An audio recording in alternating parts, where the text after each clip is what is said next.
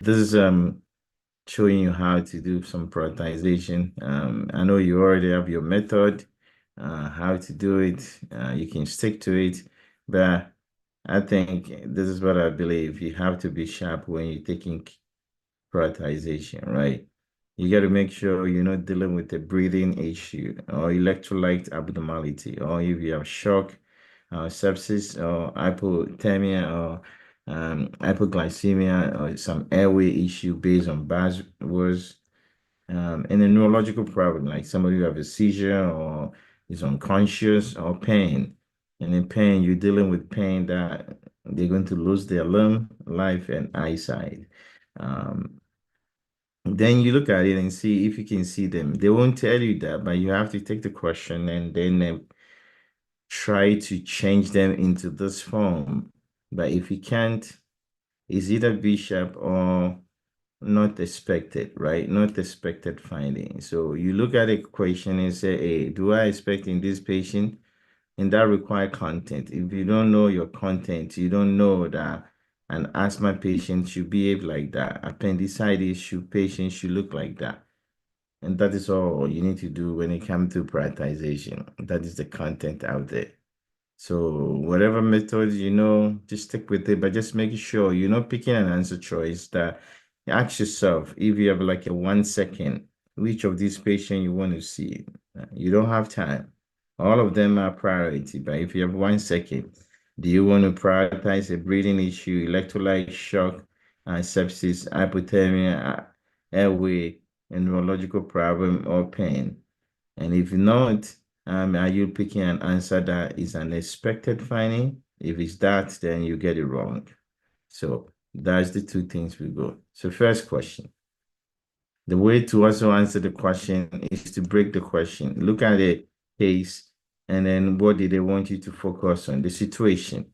Asthma patient is not a priority. That's the case, right? But what? Restlessness. This is what they want you to focus on. So this is the scenario or the event or the modifier that is happening. But what is the problem? After using Abudro, do you expect an asthma patient to be restless after you give them a beta agonist, which is the same as Abudro? If it is, then you just have to move away. CHF patient is reporting dizziness. That's what you need to focus on. Ask yourself, why? After we give them bumetanide, if I give you bumetanide and you have CHF, would you have dizziness? Temperature, client has a temperature of 101, 24 hours after you give them influenza vaccine. What do you think? Is this what you should expect? You have to be sharp when you're picking the answer choice. This is a sepsis. Is it true sepsis? You have to be the answer. Trigeminal neuralgia, right? You see, this is pain, right? Has trigeminal neuralgia reporting what? Nose, runny nose after you give them carbamazepine. Now, if I give you carbamazepine for trigeminal neuralgia and you have runny nose, should I worry about it? And that is all. This is all prioritization. Yes, asthma patient, you give them beta agonists, they will be restless. You cancel this. CHF, if I give you loop diuretic, you have dehydration, you may have dizziness. Get out slowly. If you have influenza vaccine in 24 hours, you may have some fever. Take care of it. Trigeminal neuralgia, if I give you carbamazepine and you have runny nose, carbamazepine causes agranulocytosis. Runny nose is sepsis. This is B-sharp movement. You see, S is there. Sepsis, they're not going to tell you. But based on that, that's your right answer. And that's how you should approach each question like that. Okay? Next question. Which client should the nurse assess first? A client with what? They all came to the emergency room. So a client with what? Beefy red ulcer. Right? Beefy red ulcer above the ankle. Right? And a brownie pigmentation. Is it a problem?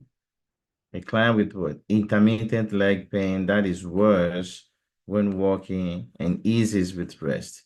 Is this what you expect? Is this bad problem? Is it an expected finding? A client with leg pain, he has edema, he has redness after stepping on a nail. What do you think is going on with this patient? Calf pain, swelling, warmth, 24 hours after car ride, or 12 hours after car ride. What do you think is happening to each one of them? Take each one of them and figure out who you should see first. So think about it. Who do you want to see first? Who do you want to see first?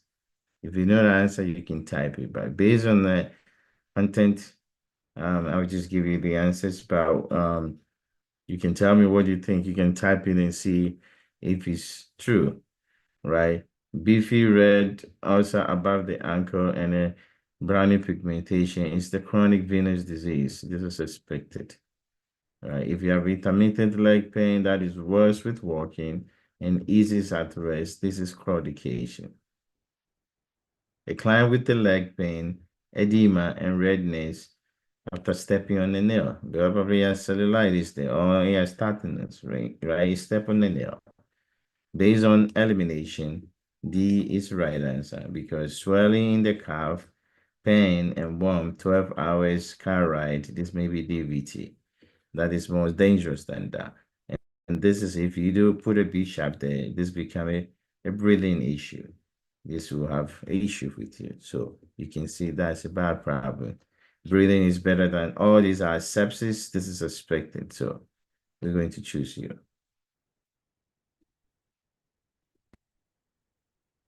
And this is aware of several newborn in the nursery. Which client the nurse should see first? So you have a couple of newborns. Who are you going to see? 1 day old, excessive fruity saliva, and inability to pass NG2 by the previous nurse. This is what I call content-based prioritization.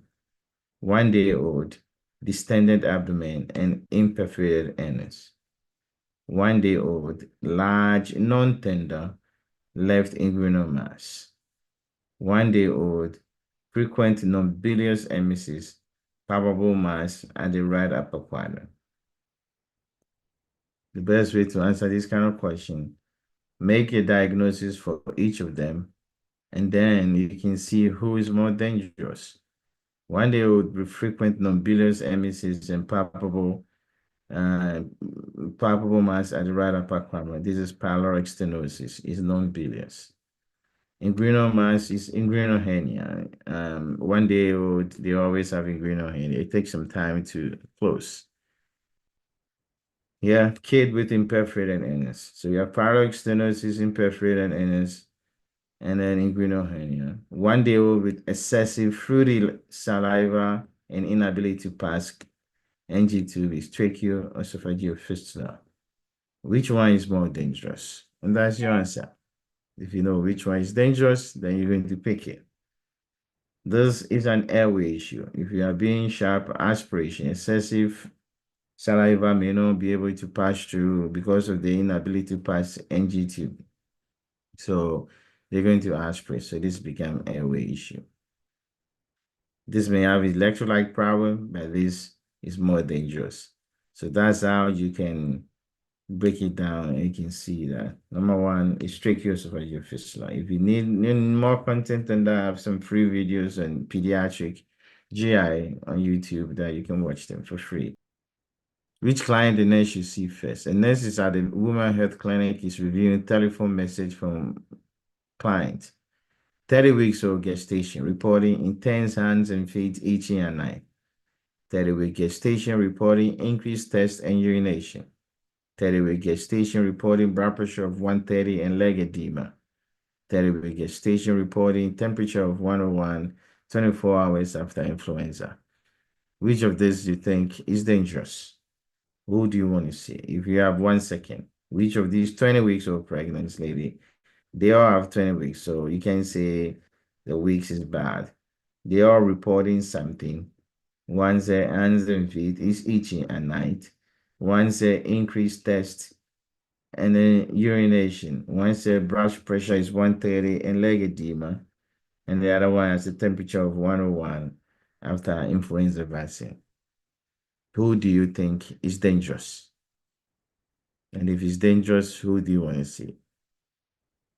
You have to be sharp when you're picking the answer because you don't pick an expected finding. So who do you think? If you can find who, just eliminated the expected finding. You see, influenza vaccine, your temperature is going to go up. Fine, right?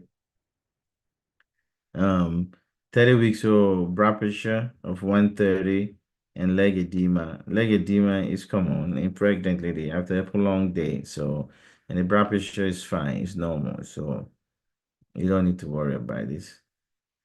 30 weeks old reporting increased test and urination, probably yes, a gestational diabetes, but this is not an emergency, right?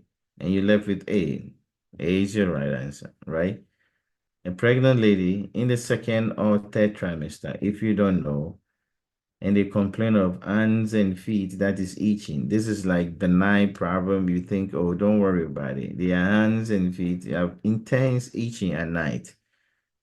This is what we call cholestasis of pregnancy. So cholestasis of pregnancy. So this is cholestasis of pregnancy. This is deadly. Once again, deadly. Deadly is a priority. The lady has to be admitted. They have to control their bilirubin. The baby is going to be jaundice. So it's a bad problem. Cholestasis of pregnancy. So this is your answer. Which client the nurse should call first? And this is a telephone call from several clients from the outpatient medicine clinic. CHF, 2 pound weight gain in 4 days. I'm reading it the way when you're doing the case, that's the way you should read it. CHF, 2 pound weight gain in 4 days. Does it sound good to you? Asthma patient reporting peak respiratory airflow rate of 80% without albuterol. Does it feel okay? Allopurinol, Purinol with a small rash on the torso. Levothyroxine reporting palpitation after starting the medication. Then after you identify the buzzwords, go back and then see if they matches. So if I give you levothyroxine, it's going to speed things up. You're going to have palpitation. Ignore it. Allopurinol, it causes Steven-Johnson syndrome. Small rash on the torso is Steven-Johnson syndrome.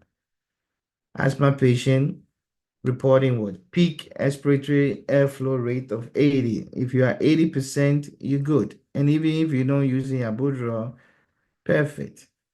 CHF, 2 pound weight gain in 4 days is normal.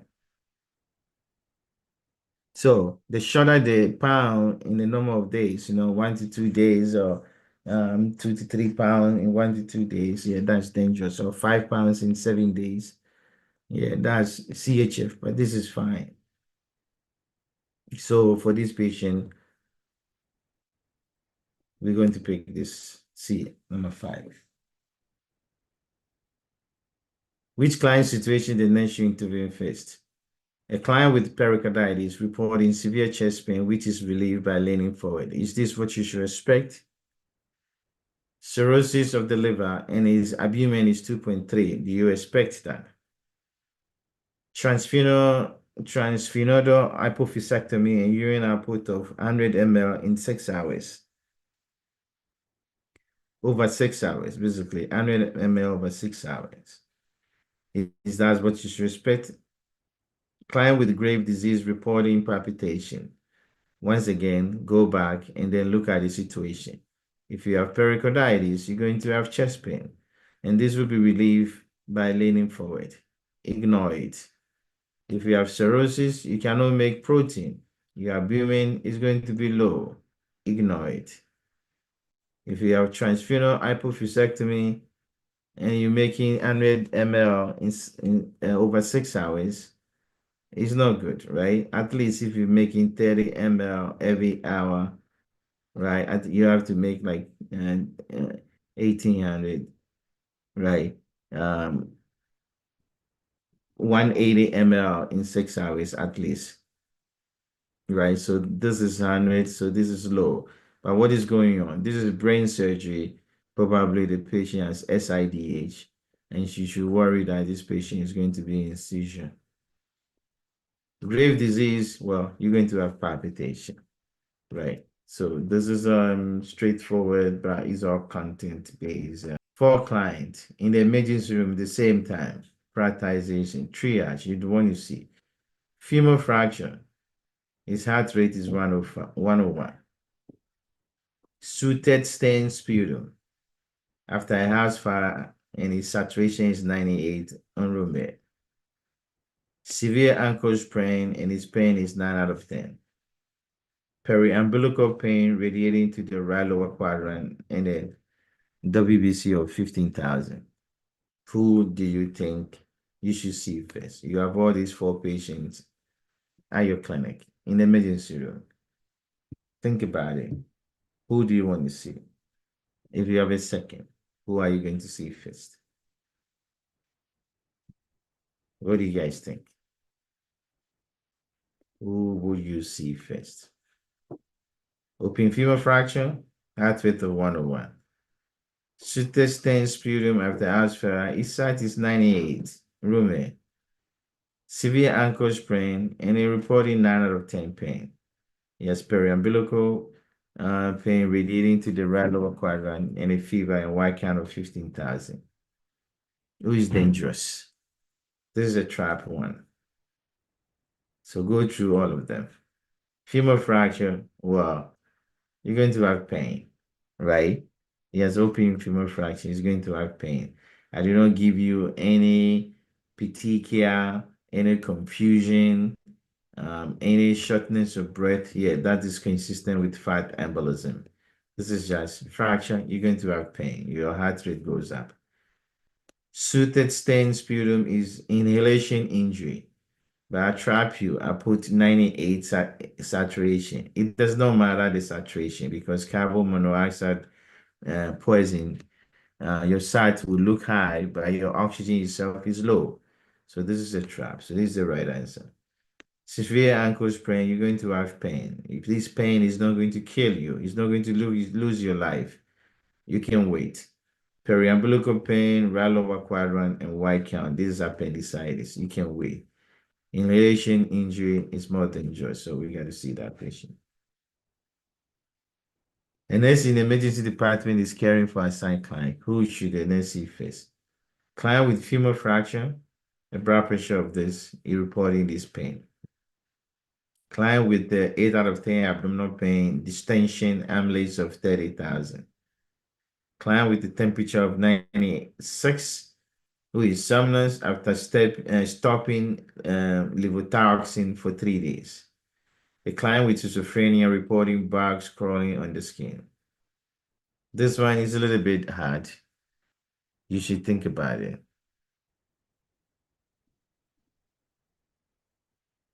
Try that one. What do you guys think? Which of these patients you will see first? Femur fracture, blood pressure of 95/70, and reporting pain, 8 out of 10. Yes, 8 out of 10 abdominal pain, distension, amylase of 30,000. Temperature of 96 is somnolence after stopping levothyroxine for 3 days. And a schizophrenia reporting bugs crawling on their skin. Who do you think is more dangerous? Who do you think is serious that you got to see? Which of this is an expected finding? Which one, if you have 1 second, you should give it to? What do you think? Who do you want to see?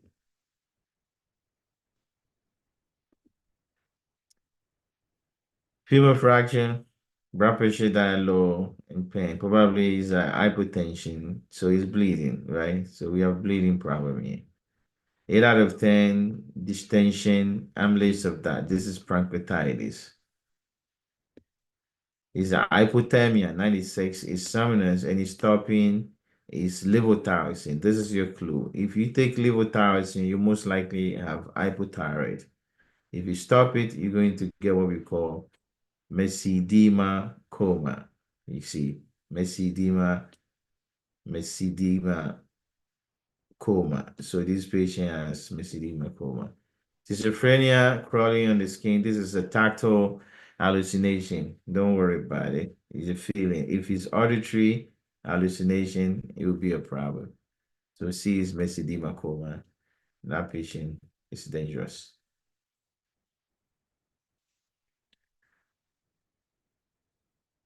The next provide care for a client in ICU. Which client require immediate intervention? Shock. All of them have septic shock. Do you see the cardiac output is 6 liters is a little bit high? Do you see the central venous pressure like 7? Your mean arterial blood pressure of 70 and systemic venous vascular resistance of 500. So when you have shock, you have a severe vasodilation. So it's really, really bad. If you have severe vasodilation, you need to help them squeezes. So you need to improve their vasodilatory effects to prevent it. So you want to keep this to be normal as much as possible. And the normal is like 800 to 1200. That, that's the systemic vascular resistance. So this is too low. Even if you don't know, 6 liters, it's okay, close 5 liters. SVP is usually 1 to sometimes 8. This is fine. Or some people say 2. Mean arterial map of 70 is good. This is very low, so you want to go up on it. They may need something to squeeze them. And so this one is your right answer. And the last question is this. And this is caring for assigned client. The next should first see which client. Atrial fibrillation on labetalol, cardiac monitor indicating irregular rhythm. Pericarditis with blood pressure of 140 over 115. Pneumonia with elevated white count and a crackles at the lung base. And a COPD with palpitation after receiving Albuterol. Which of this you think is a problem? Which patient do you want to see first?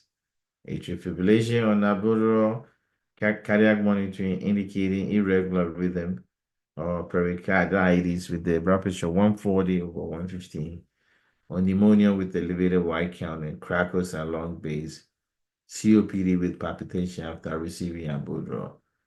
So think about it. Let's go through the process. COPD, I give you Albuterol. Albuterol is beta agonist. You're going to have palpitation. Don't worry about it. You have pneumonia, you make some fluid in your lung, you get crackles. If you have pneumonia, your white count is going to go up. Don't worry about it. If you have pericarditis, you should have chest pain by leaning forward that is relieved by leaning forward. But if your blood pressure is very close, systolic blood pressure is close to your diastolic blood pressure, we call it narrow pulse pressure. So there's no pulse pressure here if we calculate it. It's very, very, there's nothing moving here. Systolic and diastolic almost identical. And therefore, this is just 25 here. You need about 35 pulse pressure to wake. So this patient is in trouble. Atrial fibrillation is on labetalol. He has irregular rhythm. The rhythm can be irregular, but so far as it's rate control on labetalol, you're good. Therefore, B is the right answer. And then this is it. Thank you for watching. This is adapting class. This is part of our on-demand where you get access to these videos. When you finish, I'll show you. You go to analysis, and then you get all the questions to give you the explanation. But thank you for watching. If you want more, you can check Adapting Class. There's a bunch of free prioritization. I have a bunch of free prioritization video. Or you can join the membership and get the videos that you need, especially the NCLEX challenge. Take care of yourself and good luck. We're having a crash course the first week after Thanksgiving, right after Thanksgiving. So if you want to join the next crash course, just send me an email or check the website adaptingclassreview.com. https:// www.adaptandclassreview.com. But you can find the website on my YouTube channel for the next crash course based on requests from other people. It will be after Thanksgiving, right after Thanksgiving. Take care of yourself and good luck. Bye.